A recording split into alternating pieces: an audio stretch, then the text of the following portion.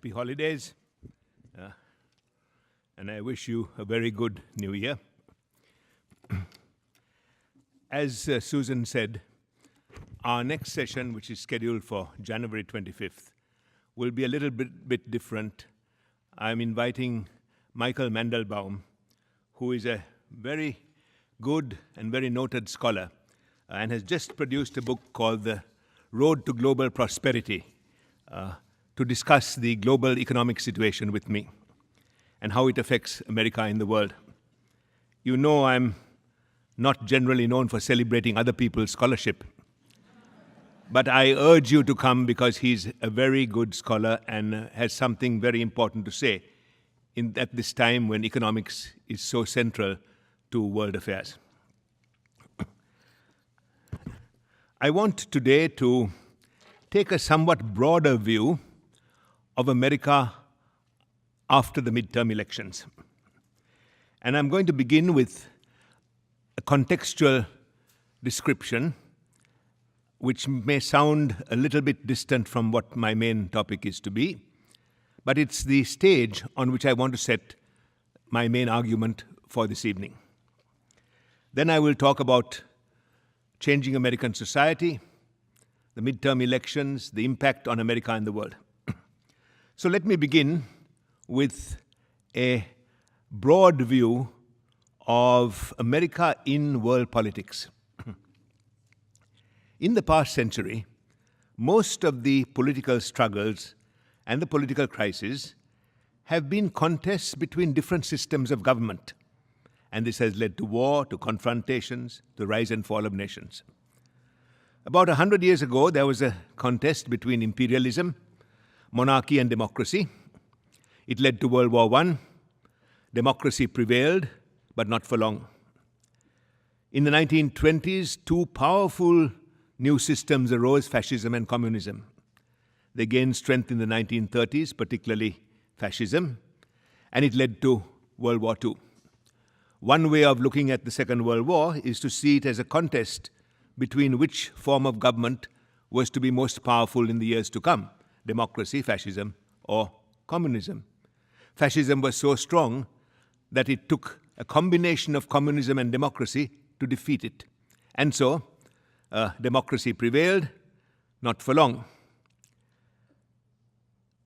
In the 1950s, a struggle between two visions of government, democracy and communism, dominated world affairs. Both looked fairly strong. In fact, communism looked very strong in the 60s and 70s. And eventually, communism crashed, democracy prevailed, and we thought for long, but not for long. In the last decade, two other powerful systems have arisen to challenge the democratic form of government. One is, of course, theocracy, embodied by Iran as a government, and ISIS as an organization that's trying outside governments to inflict its view on the world. It has various branches. It has given us great shocks in public affairs, notably ISIS and its activities earlier this year. It's very vigorous. It's promoting itself and presenting a form of theocracy as governance. It is not the only form of theocracy that promotes itself. In recent years, other forms of theocracy have suggested that they are better than democracy for government. Hindu nationalism, Shinto nationalism, ultra-orthodox visions of government, in many different parts of the world. So theocracy is one challenger. The second challenger, also fairly recent, is the rise of authoritarian capitalism as represented by Russia and China. This has also given us some shocks recently, the Russian invasion of Ukraine, what's happening in Hong Kong. It promotes an idea of political authority of an almost dictatorial type, but economic and social freedom. Many countries are attracted to this. Turkey, Hungary, Singapore has some elements of this, and is also very vigorous in promoting itself. And then, of course, there is democracy with its three major centers, the United States, Western Europe, and Japan, and secondary centers like India, Indonesia, Brazil, which have been doing fairly well. This is going to be the contest in world affairs for the next few decades. These systems of government promoting themselves, suggesting they are the best way to run countries and the world. Now, central to the fate of democracy is American democracy, because America is the largest economy, it's the most influential country, its democracy has been the longest lasting.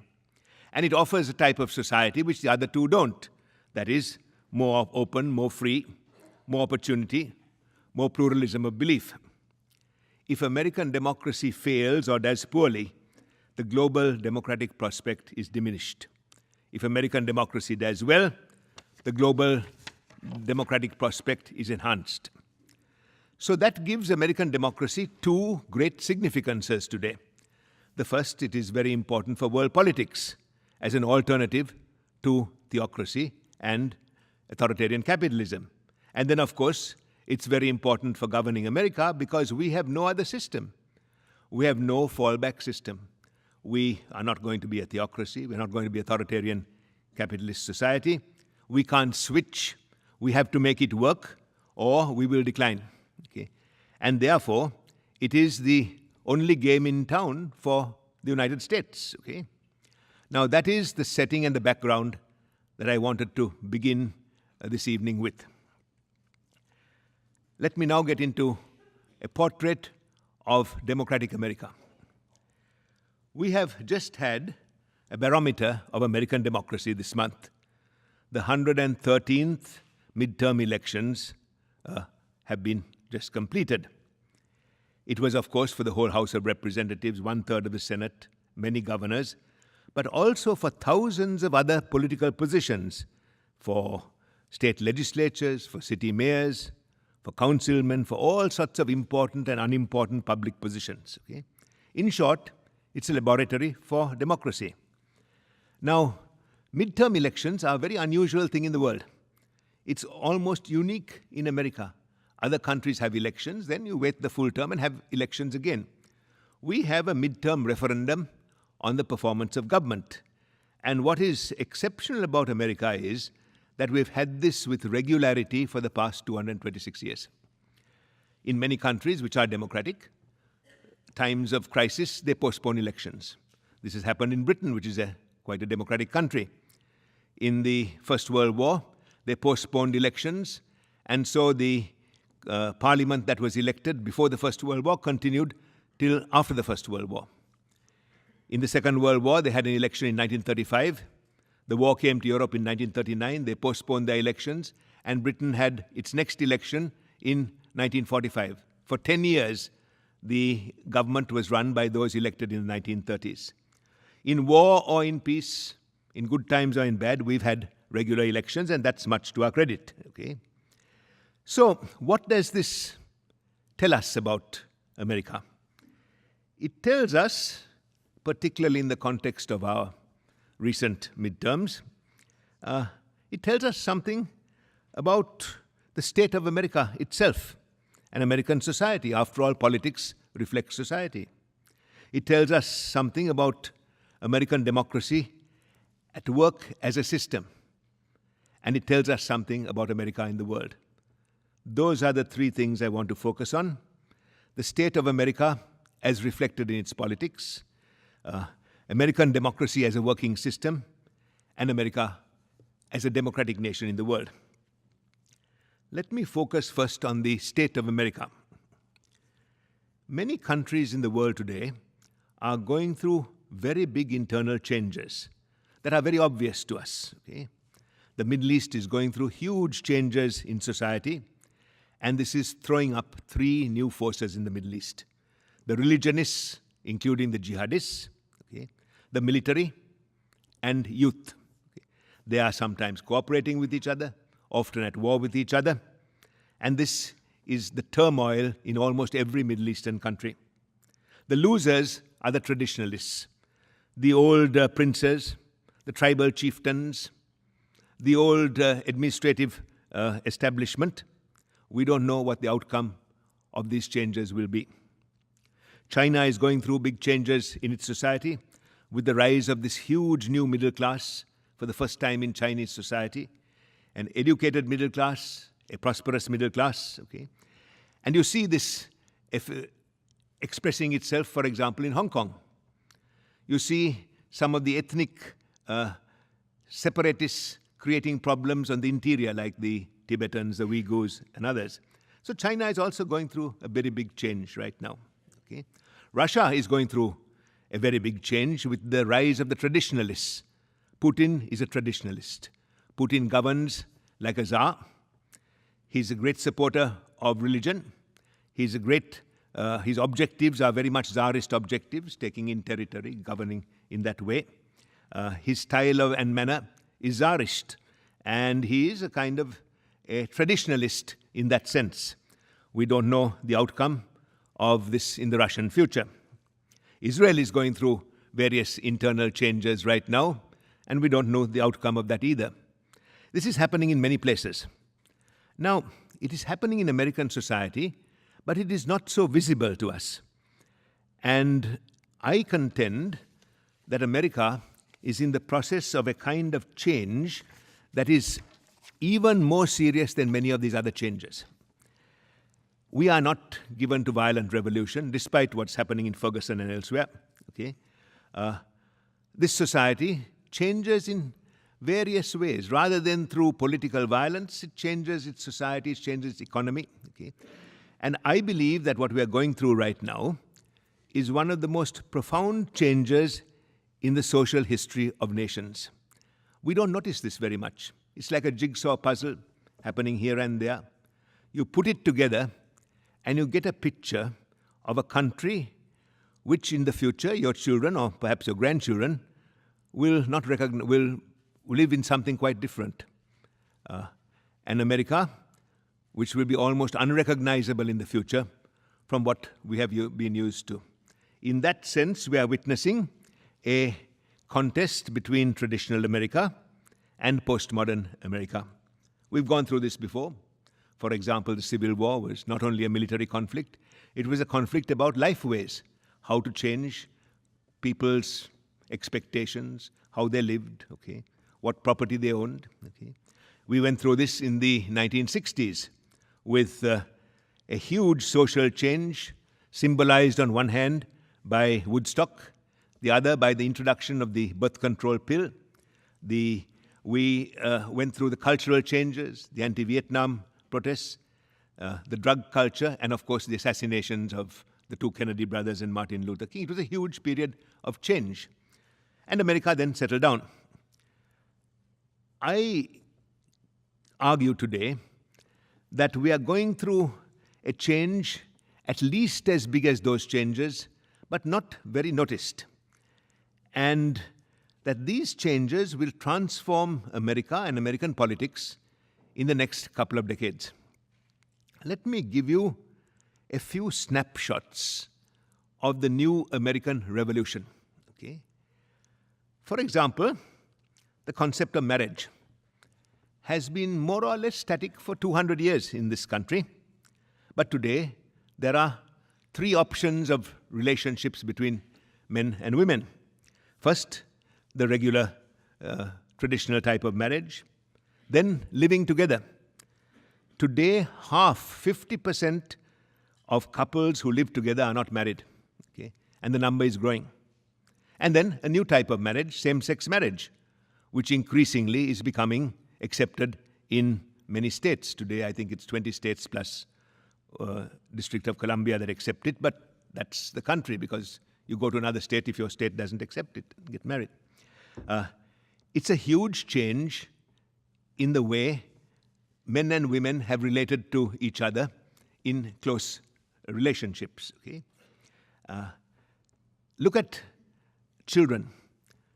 We are remaking the child population right now. Okay? Over 50% of children are born out of wedlock today. Okay? 66% of children today are raised by single parents. Okay? The number of children born to single parents is rising, particularly in those under 30. Okay? Now, this is something extraordinary when you think of it, because it changes what has been the pattern of society for over 200 years. Now, you put these two together. Unmarried couples living together, over 50%. Okay.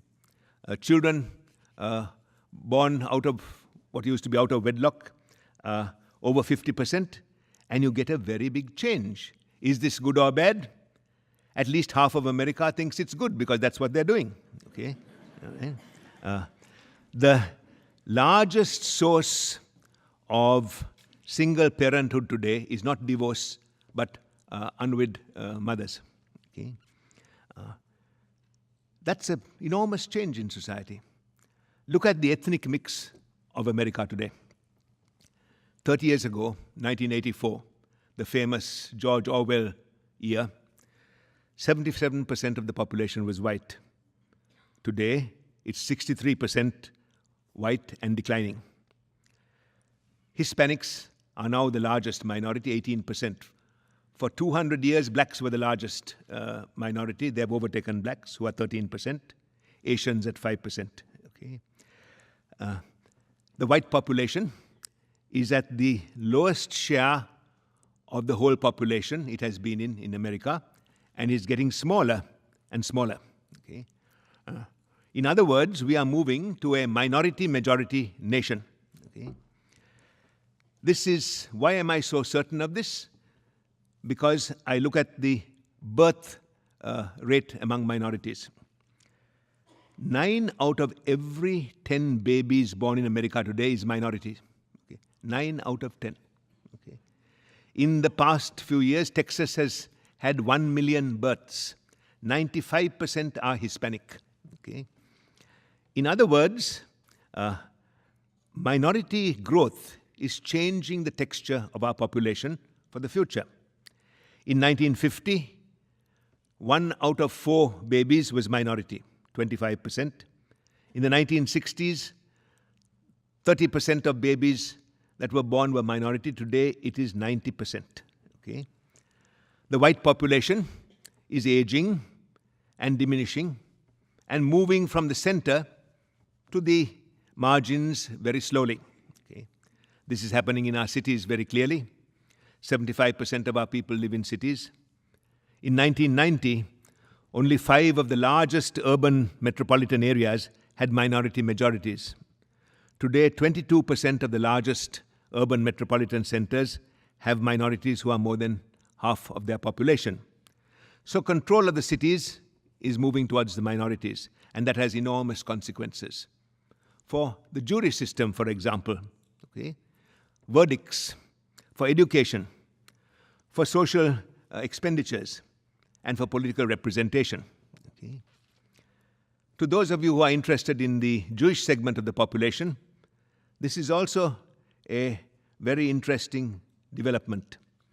There are in this country today about 6.5 million Jews. The largest number of Jews in the world live here, about half the Jewish population on the planet Earth. Okay.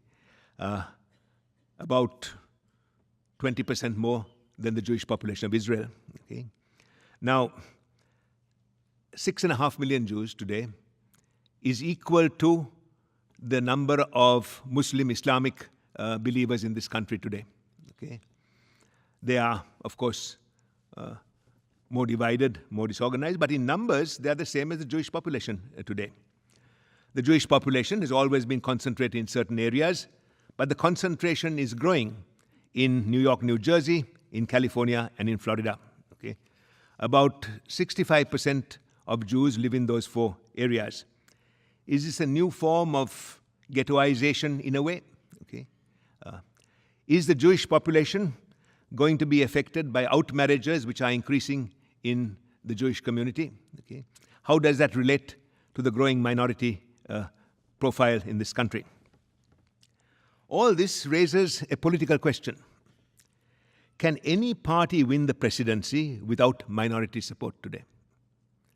And if you have minority support and women support, you have a very big lead.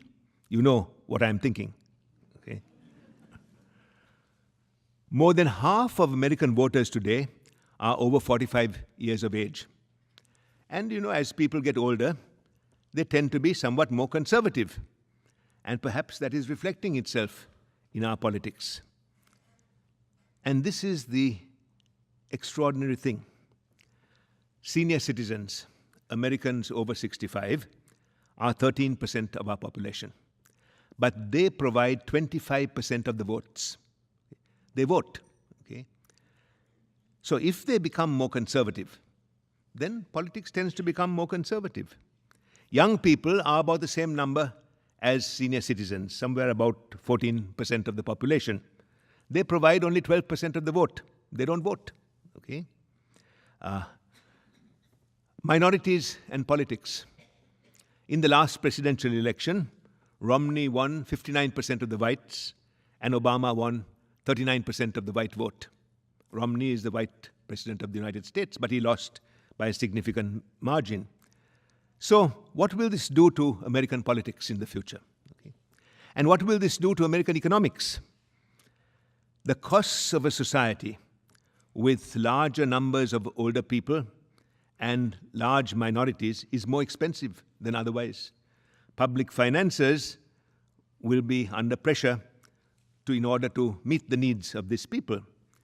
Therefore, will private organizations and businesses be doing things that were once considered the function of government? You see it here and there, charter schools, security services today, okay, run by businesses and private institutions, when perhaps they should have been funded by the government. Okay. This has certain global consequences too. Will America be an older island in a world bursting with youth? In the Middle East, 57% of the population is below 25 years of age. You can imagine what this bulge will do in the future. Okay.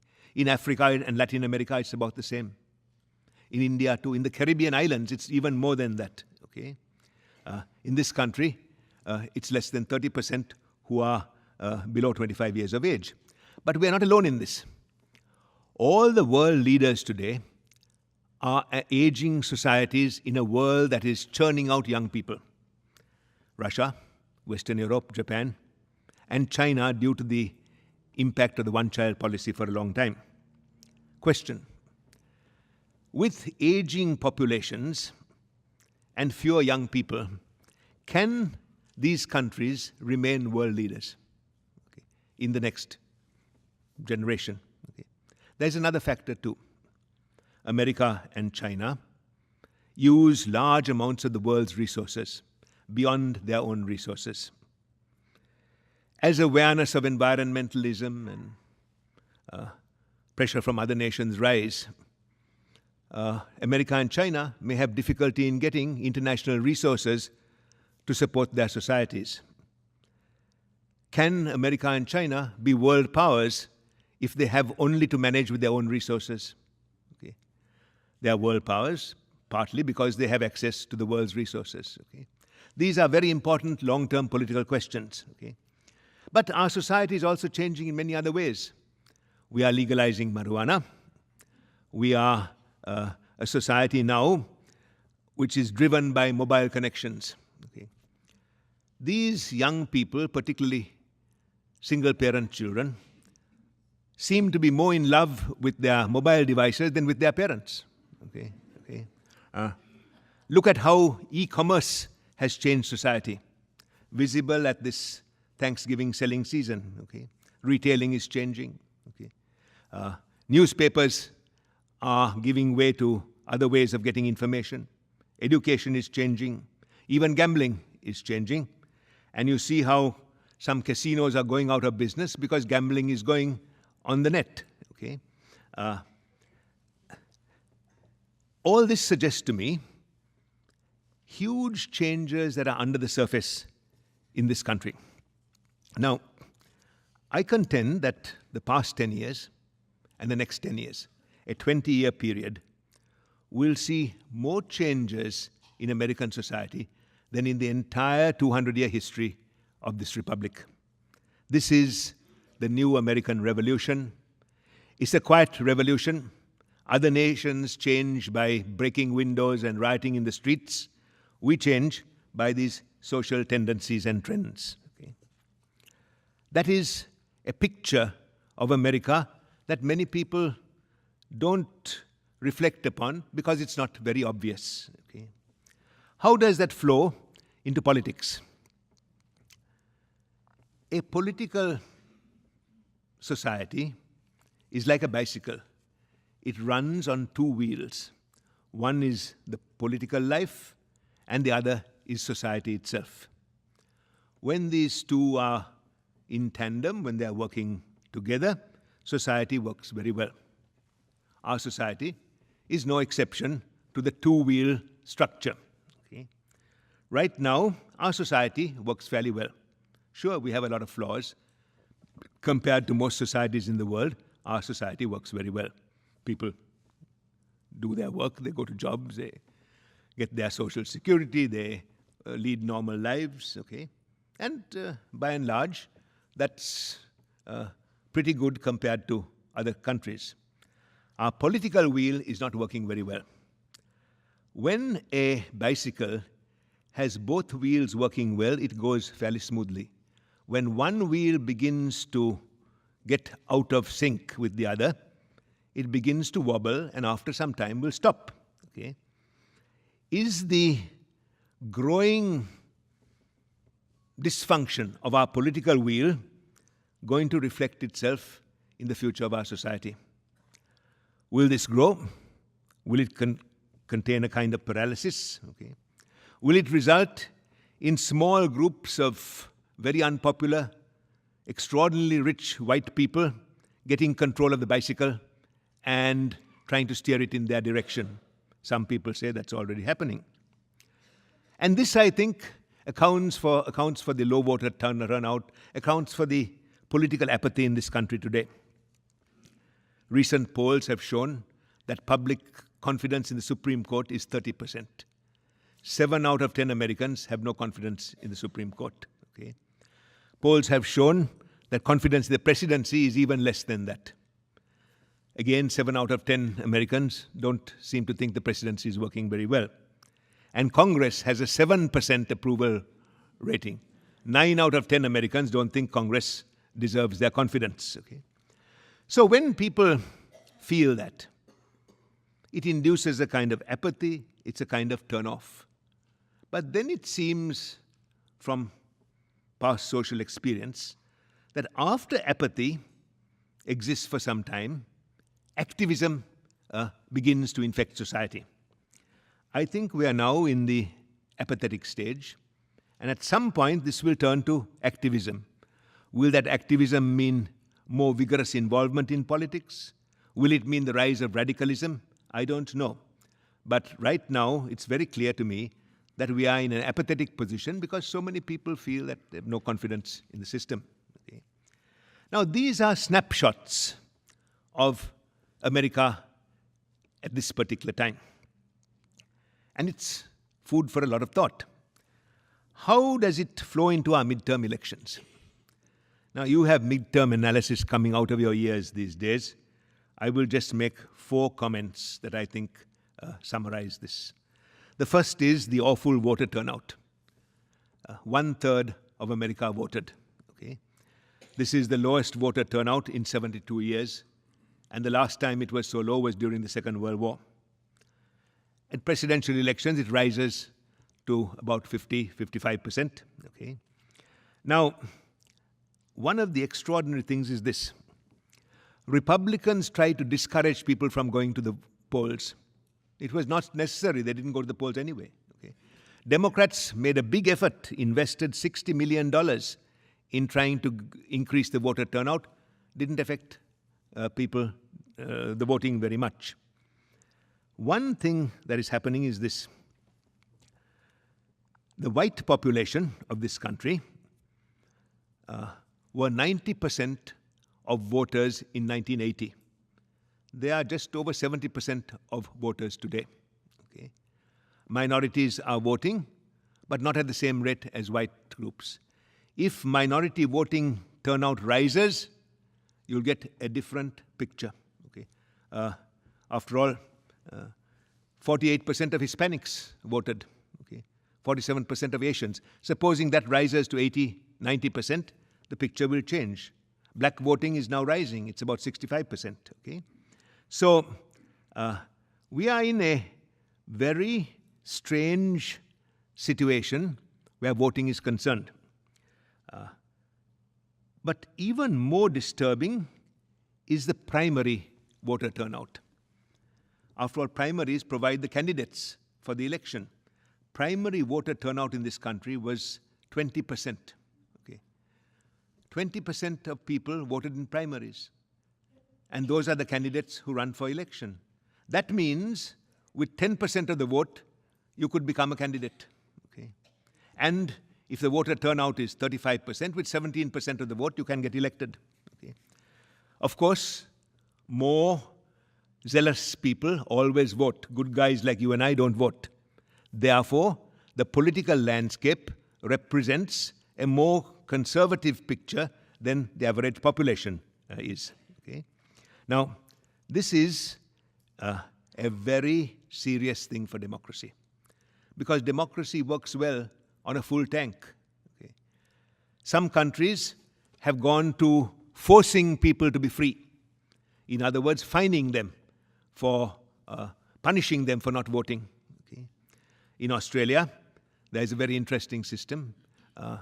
If you don't vote the first time, you have a large fine. I think it's close to $100 in our sense. If you don't vote a second time, you have no right to public documents, to driving licenses, to passports, okay, to copies of your birth certificate. The idea is that you have an obligation to government, and if you don't fulfill it, government has no obligation to you. And the third time, if you don't vote, you could get a prison sentence for a short time. Voter turnout is like 98%. Okay. They don't even need to enforce it anymore because voter turnout is so great. In Brazil, the voting right is for 16 years old, 16-year-old voters. Okay? From 16 to 21, schools make sure that voters, that children go and vote. From 21 to 70, voting is mandatory. If you don't, you're subject to a fine. After 70, it's optional, and the largest number of people vote. Okay. Will we go to that kind of thing, or will we have to do that, if necessary, to save democracy from increasingly becoming a spectator sport, where most people look on the sidelines and a few participate? Okay? But this voter turnout is a very serious warning for the future. Okay? The second thing, of course, that these midterm elections demonstrated was the huge influx of money.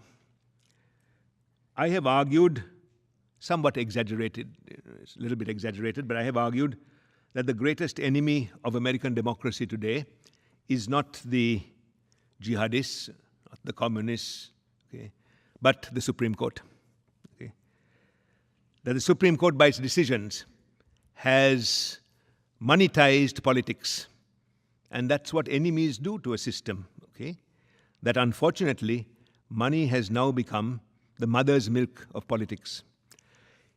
In 2012 presidential election, $6 billion was collected. Okay? Now that's a huge amount for election.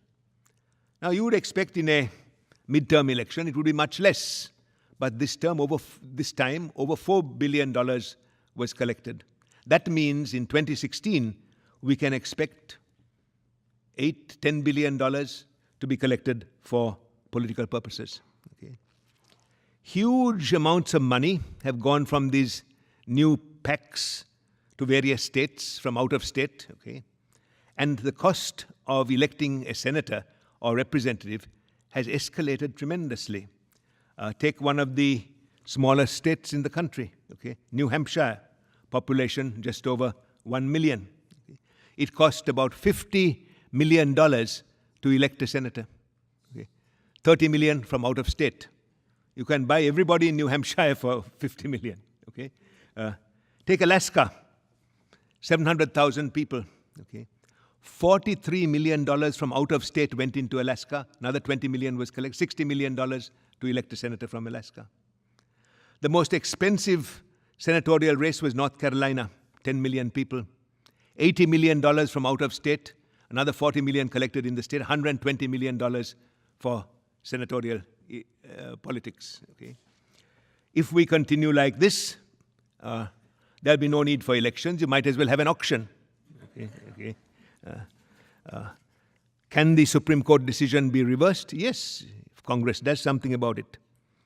The danger is, or the likelihood of that happening in the immediate future, is not very great, because the foxes are in charge of the chickens. Okay? But I think at some point, such disgust will arise that we will go through the type of correction that we had after the Civil War, after the Teapot Dome scandal in the 1920s, and after Watergate. The Watergate reforms are now dissolving, and there in time we will need something like that. But monetization of politics is another terrible sign of our democracy. The third observation I want to make about the midterm is this. The Republican strategy was a very smart strategy. They turned the midterm elections into a referendum on Obama. Virtually, Obama was running again. Okay? And Democrats didn't quite know what to do. Many of them wanted to distance themselves from a president whose unpopularity they recognized, but Obama was the leader of their party. So, when they distanced themselves from the party leader, people say to them, then why are you in this party if you don't like the leader? Okay? And they had no answer to that. And in a way, Obama lost the election. Okay?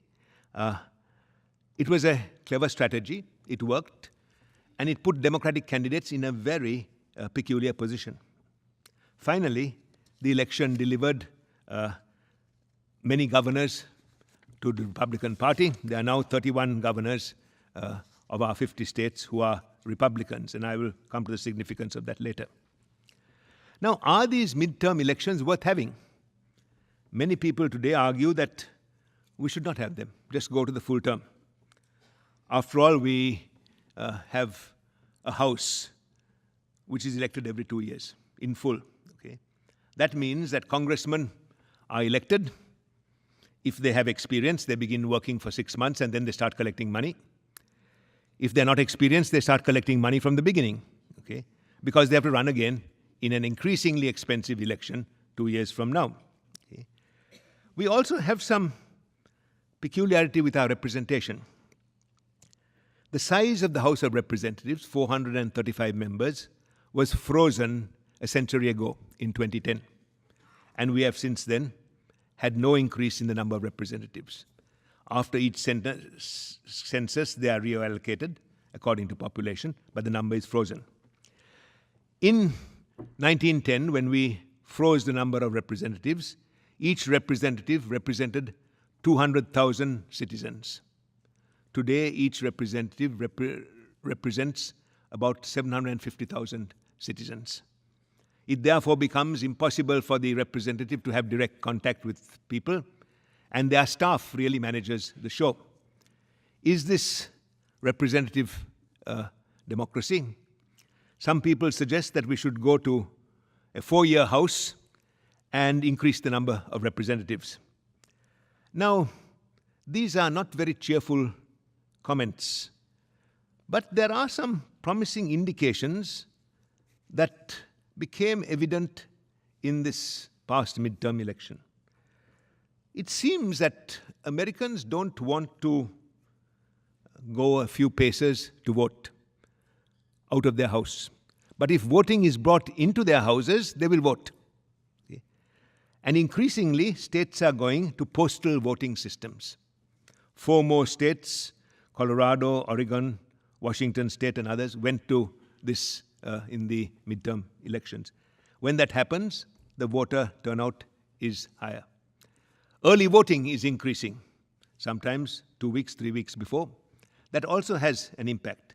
And pilot projects show that computer voting, which will come in time, has an extraordinary impact. In some areas, pilot projects showed that a 35% normal voter turnout becomes 85% if people can vote by computer. Okay? The results will be different. I think sooner or later that will come. It will be one more form. You can go and vote, voting booth. You can vote by post or you can vote by computer. And I think that is a very positive possibility in the years to come. Okay. Now, the net result of the 2012 midterms, you know very well, big Republican gains in both the houses of Congress. It was going to be very difficult to recapture these houses in the immediate future. Now, after the election, many people spoke of cooperation. Leaders were making sounds about cooperating together. Don't count on it. Okay. Already you see the lines being drawn. The president is using his executive power, particularly on immigration, because Congress has done nothing on immigration. And this will make a very big difference to American society. There are about 11 to 12 million undocumented residents here at the present time. They have this terrible name, illegal aliens. Okay? The presidential proposal is to give 5 million of them or so, mainly undocumented parents of American citizens, the right to certain documentation. Okay? That is being strongly opposed by some sections in Congress. On the other side, you see how Congress is trying to push down the president's throat the Keystone Pipeline. Okay? The Keystone Pipeline is this 1,500-mile pipeline from northwest Canada, right across the United States down to the Texas Gulf. It's about $6 billion cost, which will be met largely by companies. It will bring 1 million barrels of oil a day from northwest Canada, this new oil, shale oil, fracking oil, into the United States. Some of it will be refined here and exported. Some of it will be used by us. Okay?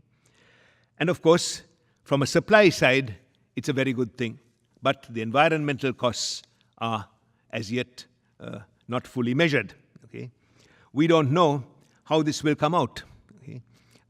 This will be another part of the battle in the next 2 years. So, hold on to your seats. The next 2 years are not going to be a placid ride. Okay? And I think the problem has come from something that has happened in recent years. In recent years, the left of American politics has won on culture. Gay rights, minority rights, women's rights, some measure of abortion, in arts and culture. The only area where the left of American politics has failed to make an impact is on gun control. And the right of American politics has won on economics, on keeping the minimum wage low, anti-union, okay, antitrust. You remember a time when antitrust was a big word, it's disappeared from our lexicon now, keeping taxes low, okay, and preserving the impact of lobbies. The distance between these two, the left's success on culture, the right's success on economics, is growing. If, for most of American history, there has been some give and take between the two.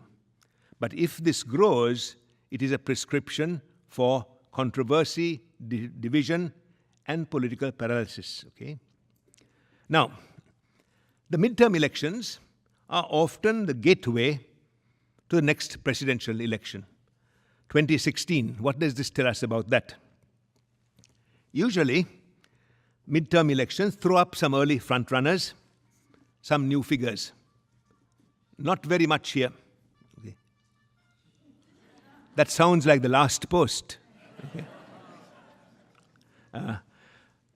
Throw up some frontrunners, but not very many here. No new great presidential hopefuls have broken through. On the Republican side, it's not very much. Ted Cruz, senator from Texas. Marco Rubio, senator from Florida.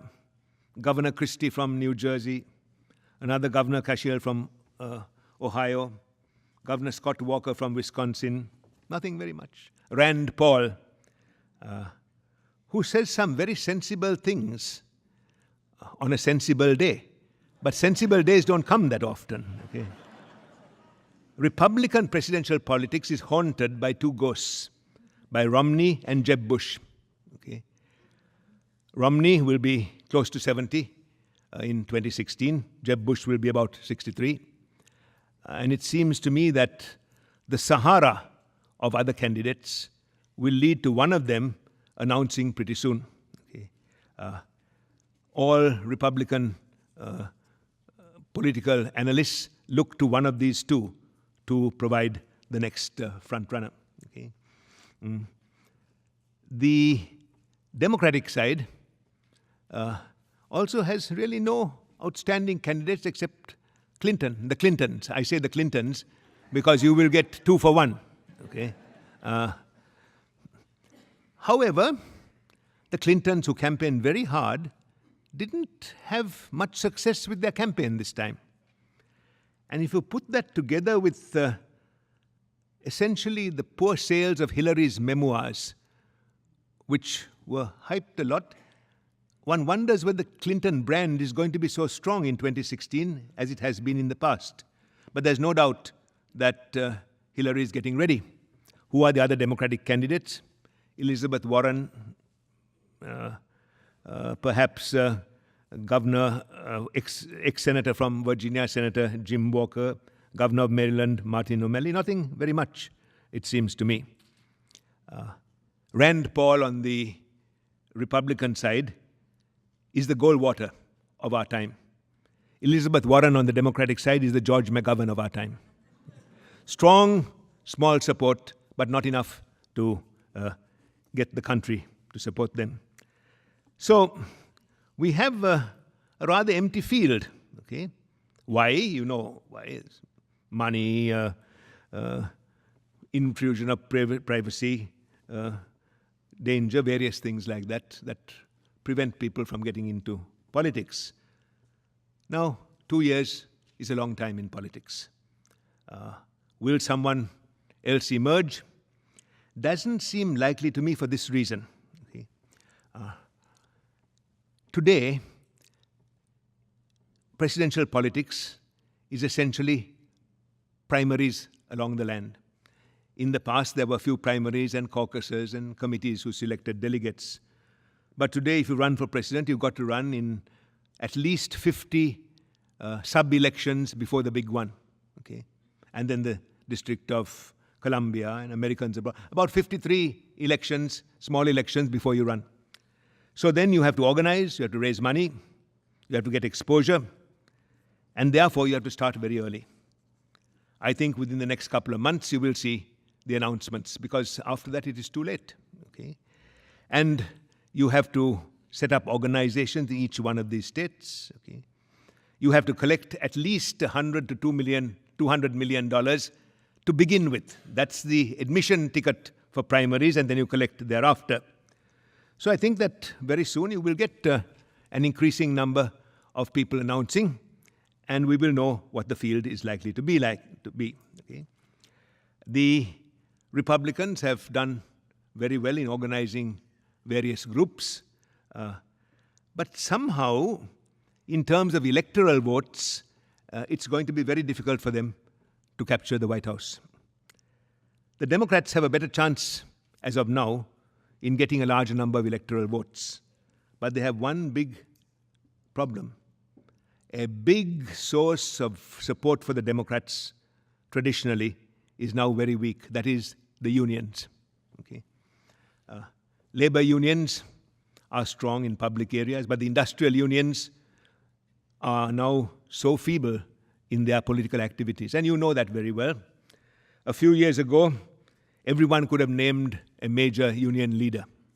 Long ago, it was John Lewis, it was George Mooney, then it was Jimmy Hoffa, even though he was not a nice man, okay, to put it mildly, okay, Walter Reuther. Today, you can't name, most people cannot name a single significant union leader. Their public position has declined, okay. And of course, globalization has had a terrible impact on unionization in the industrial areas. When there's a strike, owners say, well, okay, you go on strike, we'll close the factory and move it to China or to Mexico or to Vietnam, okay? And the strike fizzles out. I can't think when there was a large, significant strike in this country. Maybe air traffic controllers 25 years ago or something like that. Okay? Globalization has virtually castrated the political activity of unions, okay, and other union advances. Okay? So, we also have something else. As you know, our elections, our presidential elections, are run on a state-by-state basis. Okay? The governors of states set the rules. Voting is in different forms in different states.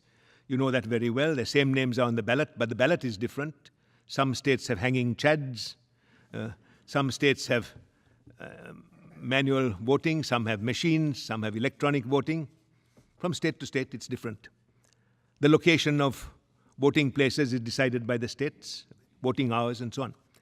So with the Republicans in control of 31 of the states, Republican governors will have a big impact on presidential politics. However, it is going to be difficult for the Republicans because of the voting, electoral vote arrangements. Are we going to have then a long history, future history of divided government? Will that do anything to improve our political condition? Well, you know, in the past there have been outstanding political leaders who have been able to bridge the gap between divided government. That's what Eisenhower did, Lyndon Johnson did, Ronald Reagan did. To some extent, even Bill Clinton was able to do that. And that, of course, depends on the quality of the leadership that we have. Some people are very depressed by our leadership mediocrity. I am less so for this reason. We have seen in American history how we go through cycles of mediocrity and meritocracy. This is particularly true in the presidency. Okay? Occasionally, there are very barren periods. Okay? We had this after Lincoln till Theodore Roosevelt, Woodrow Wilson came round. And then after that, we had Coolidge and Harding and Hoover. And then we had FDR and Truman. And then we had a kind of fallow period more recently with people like Jimmy Carter in the presidency. And now it seems that that is extending itself with George W. Bush and Obama. This can change, and I think American society goes through these cycles. But will it change fast enough?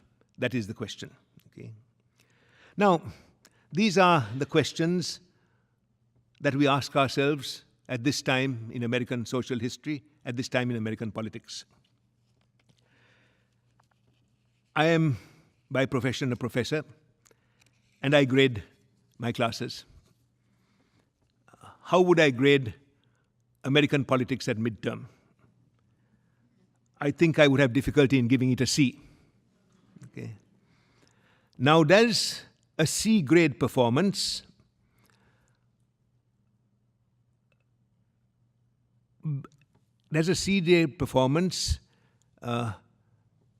is it a very bad indicator for the future?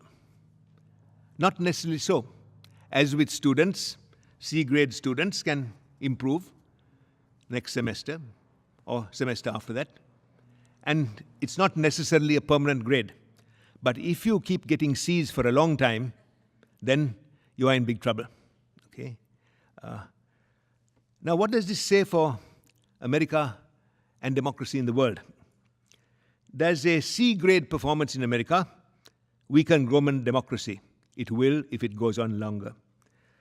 It will because the American example is very important for the success of democracy in the world. And right now, the other groups are criticizing American democracy and saying, is this what democracy is all about? Let me give you some examples. Don't look at what they are. That's pretty bad. But look at what they say. Okay? The theocrats, for example, say, this is a godless system, and it is showing how weak it is. Okay? If you have people who are God's agents running society, you will have a much better situation in your society. But look at the others and how they criticize American society. The Chinese, and I've discussed this with them, are very critical of American society. They say this is all the result of democracy.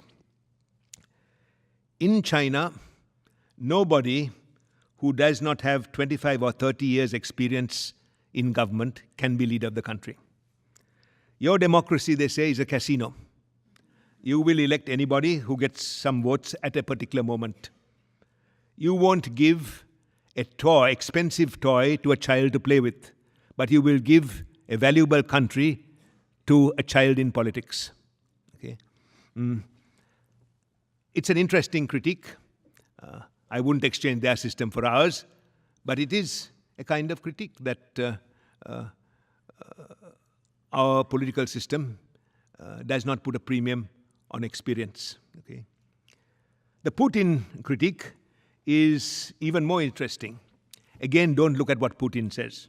Does. Look at what he says. Okay?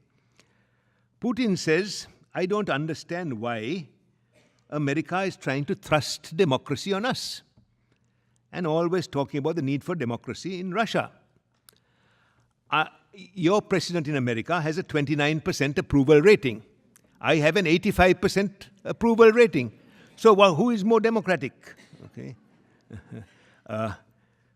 Putin is very critical of democratic societies, particularly Western democratic societies.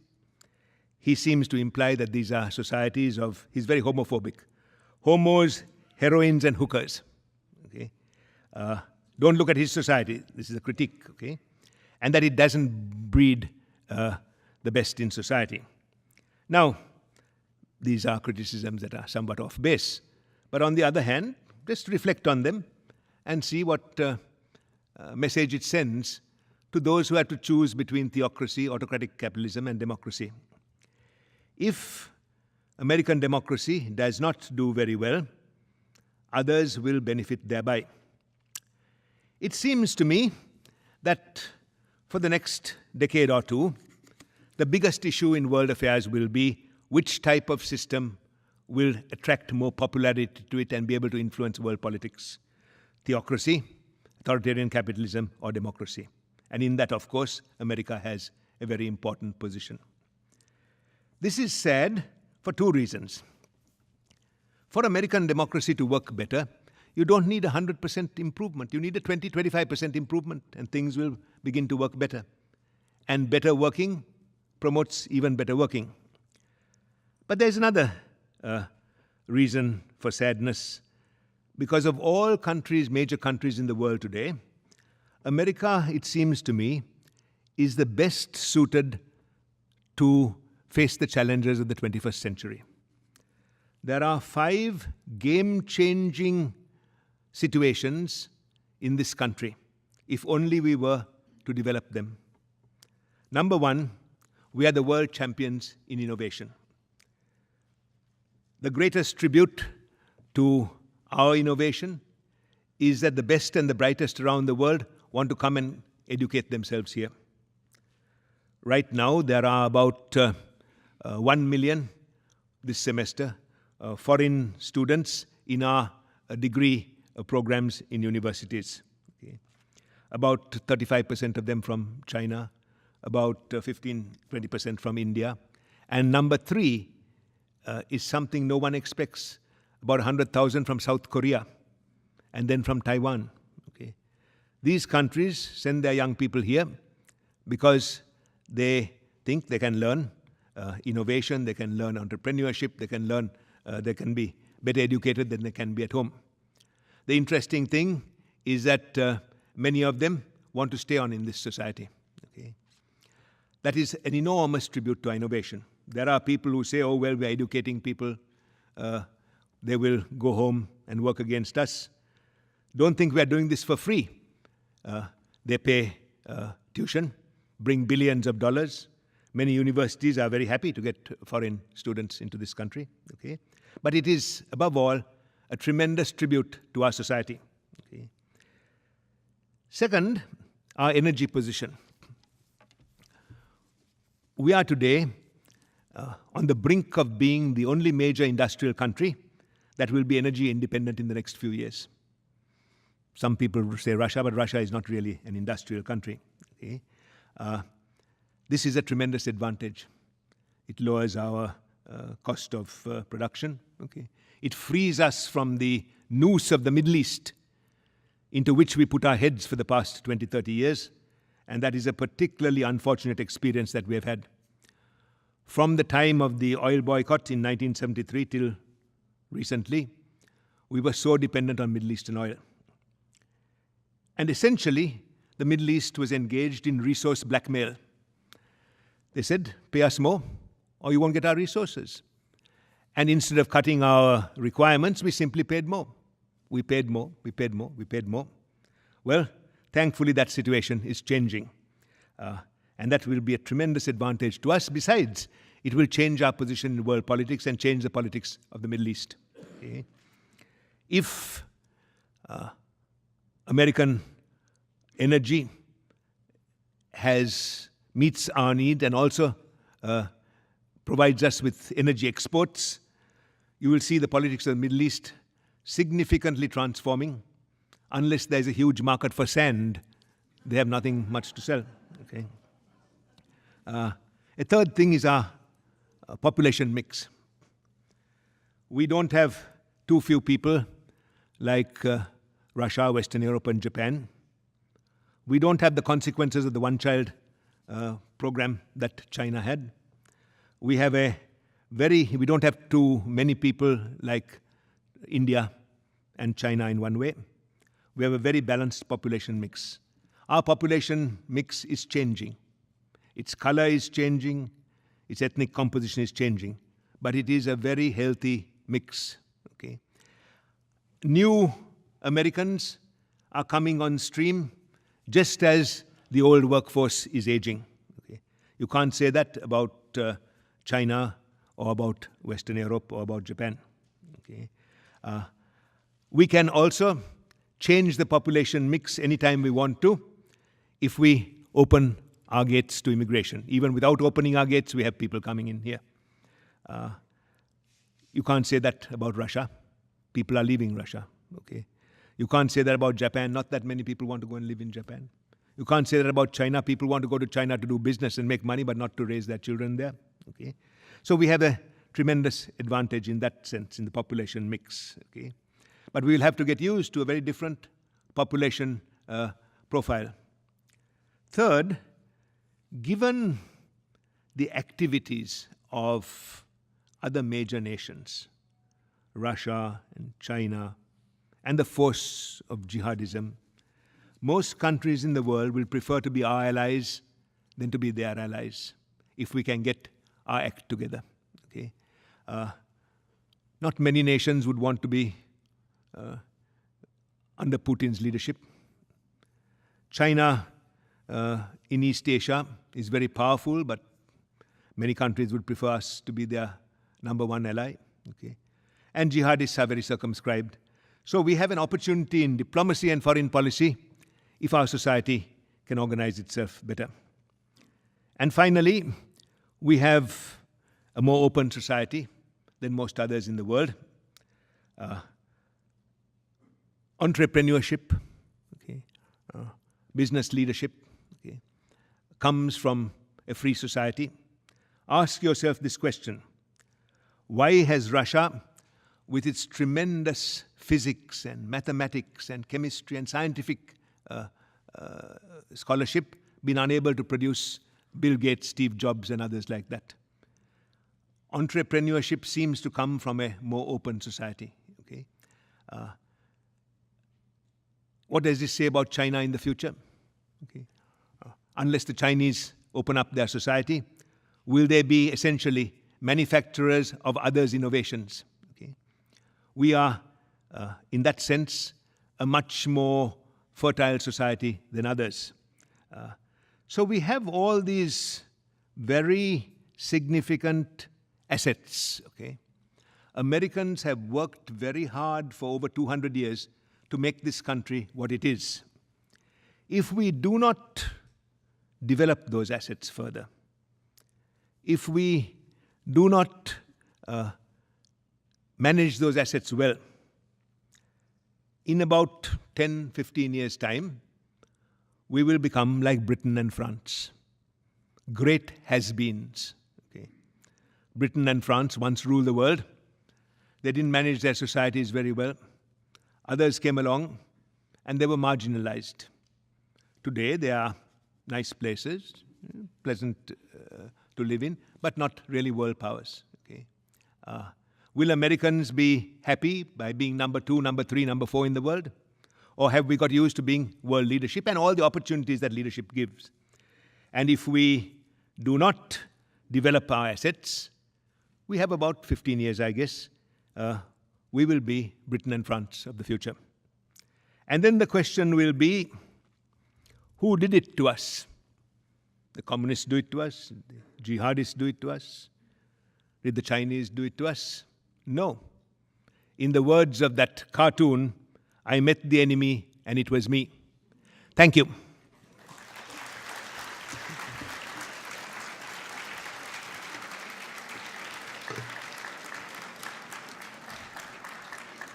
What I have tried to suggest this evening is that there are tremendous changes taking place in American society, and if we don't develop those changes, we will have some form of decline. We won't disappear like the Soviet Union or the Ottoman Empire, but we will be something like Britain and France. That to me is the central message of midterm elections and of other things that have been happening recently. Are there promising tendencies? Of course there are. Okay?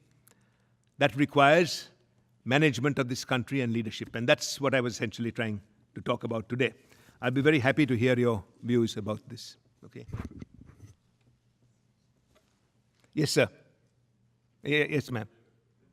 I can't. I got two hands here. Yeah.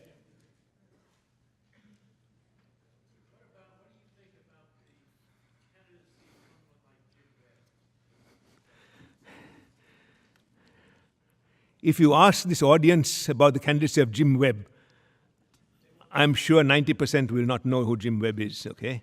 And there's no reason why they should know who Jim Webb is. Okay? Jim Webb was a former Marine, a former Secretary of the Navy in Ronald Reagan's administration, who became a Democrat and was elected a senator from Virginia for 6 years, I think from 98 to 2004 or something like that. He was a very promising, very well thought out, reasonable man who did not want to continue in Congress because he thought it was not going anywhere. So he retired, and now he's come out again as the anti-Clinton Democratic candidate, okay? Specifically saying so. He's anti-Clinton Democratic candidate, okay? I don't think that he'll make much of a wave, although he's a rational man whose ideas on politics many people will like if they know them better. He's not very charismatic. He's rather thoughtful, not very aggressive. And I think, like many others with those characteristics, I don't think he will be a major figure in Democratic Party politics. Okay?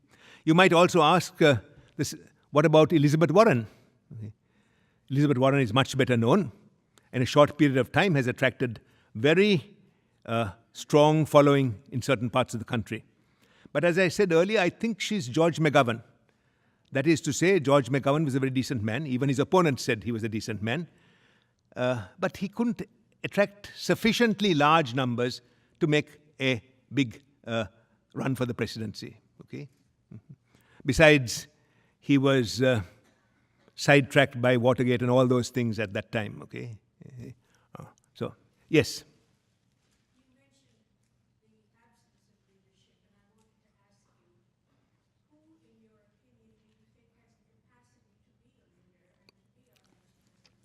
All right.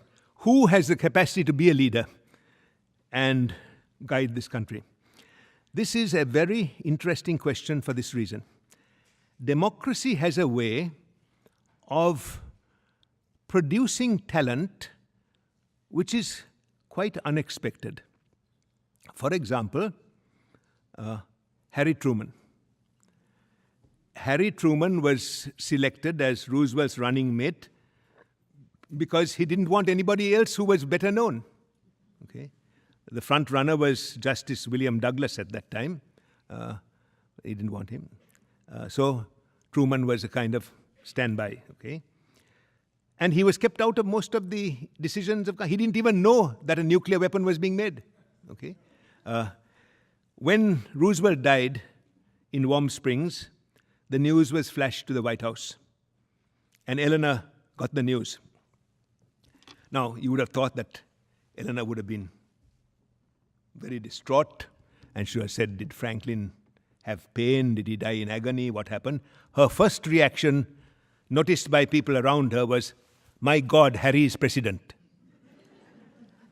In other words, this dummy is going to be in charge. Well, he turned out pretty well. Okay. Take Bill Clinton.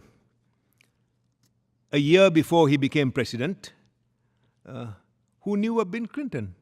He was the lowest paid governor in the country, not particularly known for anything that, well, not particularly known for political activities. Okay.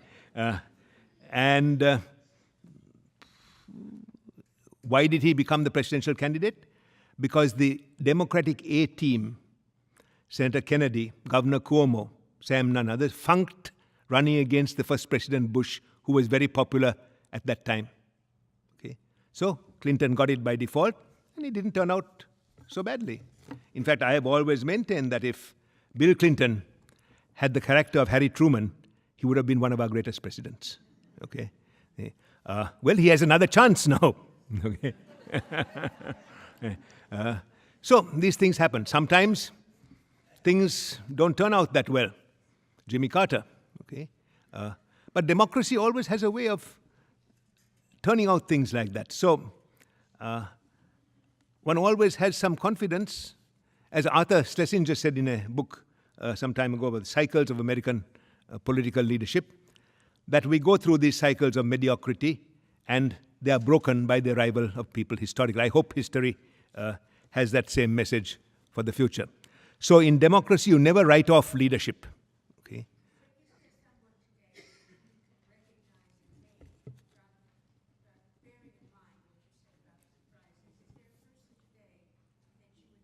Is there somebody I admire and I want to particularly say this will be a good president? No. Okay? Or if I did, I wouldn't say so. Okay? For fear of being disappointed. But what I do say is don't write off people, because obscure people can develop in a democracy. That's the tremendous asset of a democracy. Okay? It's not a very good answer, because I'm not picking on a person, but that's the best I can give. Yes? I'm sorry? What happened to all the young people who supported Obama? I don't know whether they are in hibernation, whether they have been turned off, whether they can be mobilized again. Okay?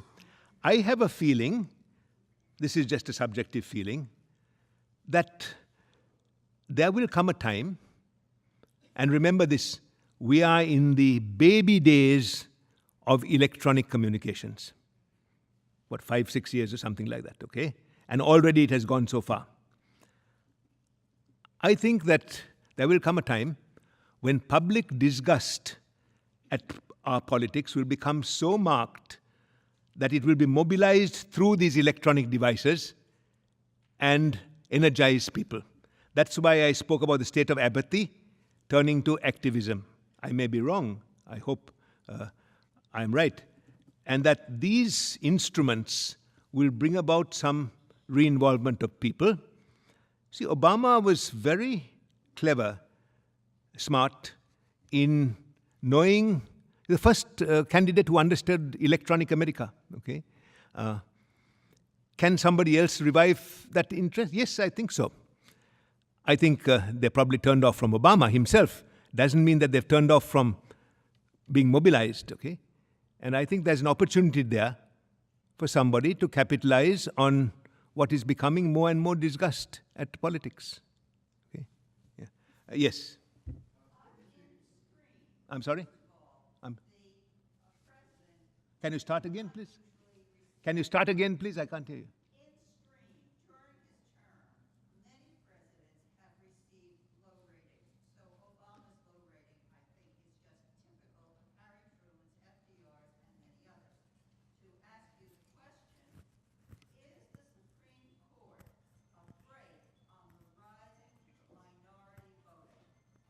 Is the Supreme Court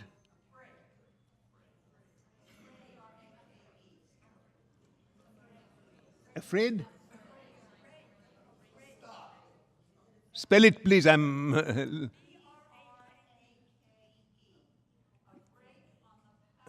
Oh, is the Supreme Court a brake on the power of minority? I don't think so, because if they turn out in large numbers, not much the Supreme Court can do about it. Okay. Oh.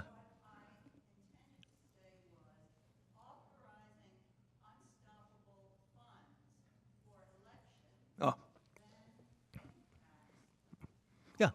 Well, in that way, the Supreme Court has monetized our political system. Whether that will turn into anti-minority activity, I don't know. It's too early, I think, to answer that question. Okay, it could result, as I said earlier, in very small groups of very unpopular white multi-billionaires trying to get control of American politics. Some say they've already succeeded to some extent. Okay, but I think that a larger voter turnout deflates that. Okay. Money alone has not proven to be a total agent of takeover in American politics. Otherwise, Nelson Rockefeller would have been president, Ross Perot would have been president, Steve Forbes would have been president. They spent enormous amounts of money. You need some money plus something else. Okay, so that's what I think. Yeah. Yes. Yes. Sir. Yeah.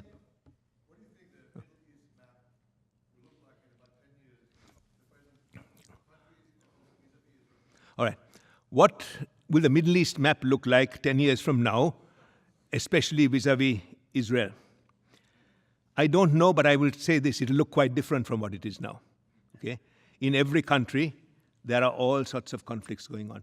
The boundaries of countries have already changed. Syria will not exist like it has existed. Iraq will probably break. A Kurdish state will arise. Okay? A Palestinian state will arise in some form. Okay? Lebanon will probably break up. So we are in a cartographic redrawing moment. Not unlike the end of the First World War, when the Ottoman provinces were all breaking up. I think that will happen.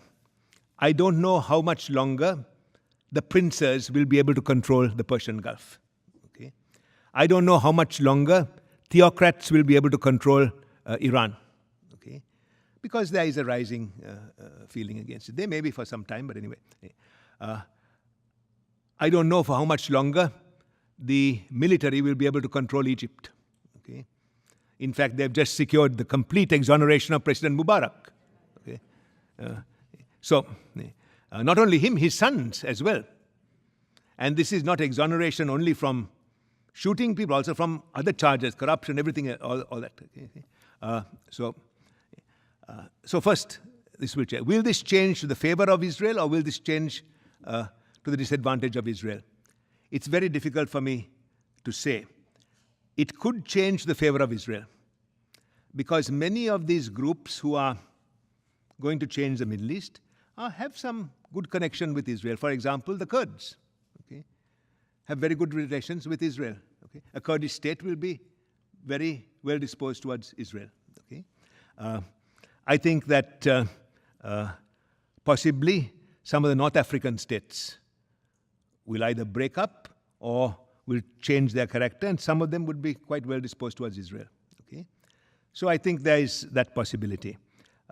On the other hand, you may get some states that go into a jihadic spasm that create a lot of problems. But Israel's problem is this. Israel has been highly successful as a society From nothing, it has built a society, right? The standard of living equal to Europe. Right? It has been highly successful economically. Okay? It has a world-class techno society. It is highly successful militarily. It is today secure from its enemies. Okay? It has failed in one respect. It has failed in public relations. Okay? And I don't know why.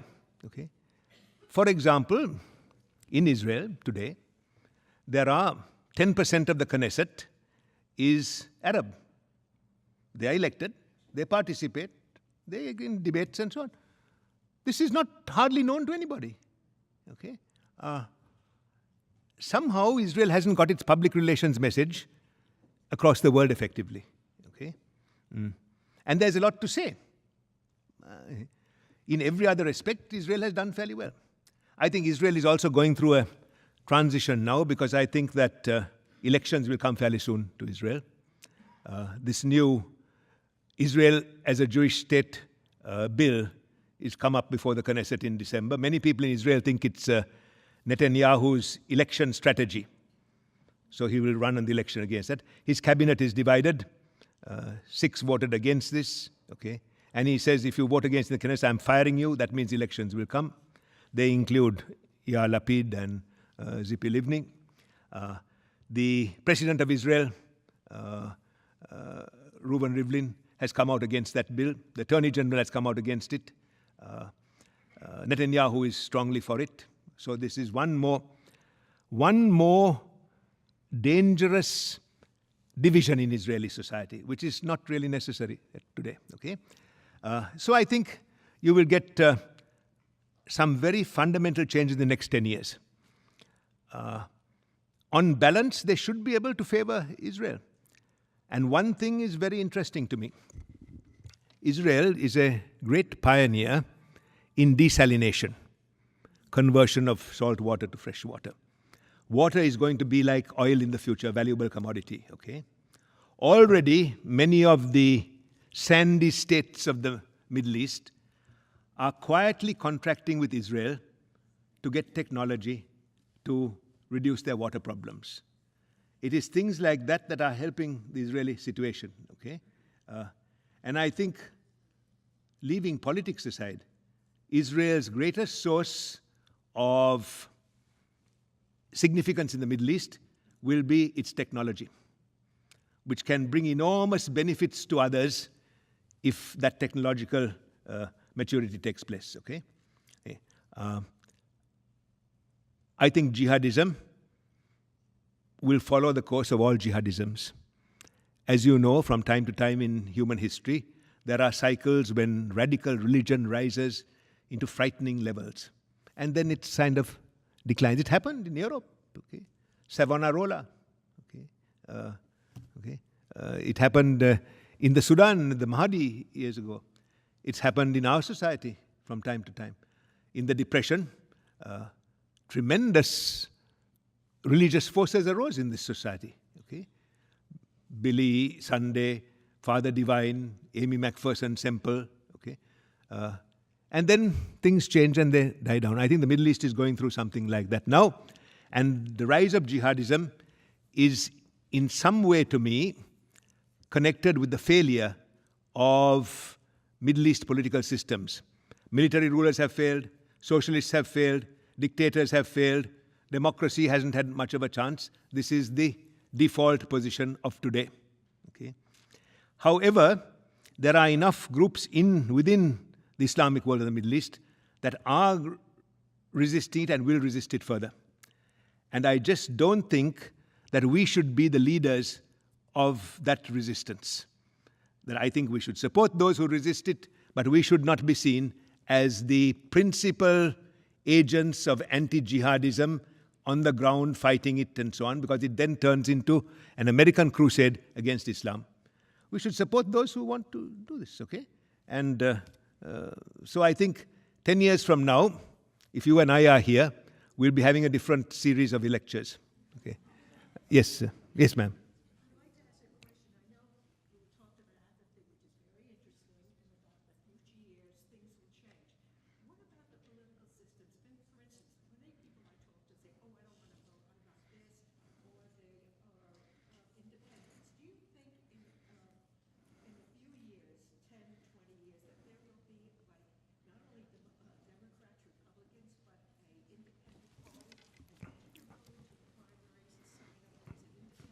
Okay. Yeah. Question is this. In 10, 15 years or so, will people be so fed up with Democrats and Republicans that a new kind of third force will arise? Okay? Maybe an independent party or independent group or something like that. I think that's very unlikely. In American history, there have been third parties that have never succeeded. Okay? Somehow this is a two-party country. And there are likely to be changes within the parties. But I don't think there will be a major new force. The closest was Teddy Roosevelt's Bull Moose Party, led by a major figure at that time, and he couldn't pull it off. Okay? From time to time, there have been others. George Wallace had a party, like that, but John Anderson had a party. Somehow Americans prefer to turn off rather than turn on to a third party. And I think that intra-party changes are more likely than a new third force that arises. There is room for a third force, rationally. Somehow Americans don't seem to be drawn to that, okay? At one time, years ago, people like George Mooney were talking about a Labour Party. There is a Labour Party in Britain, there are Labour parties in Europe and so on. Why not have a Labour Party? Never took off, okay? Yeah. Yeah. Yes, yes, sir.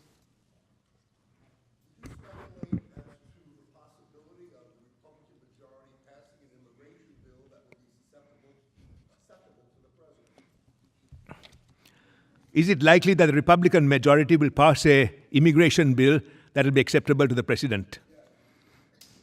Wonders happen occasionally. I don't know the answer to that. I don't know whether opposition to the president is based not on issues, but rather opposition to Obama, or whether it's on the immigration question itself. One thing many Republicans will be thinking about is this.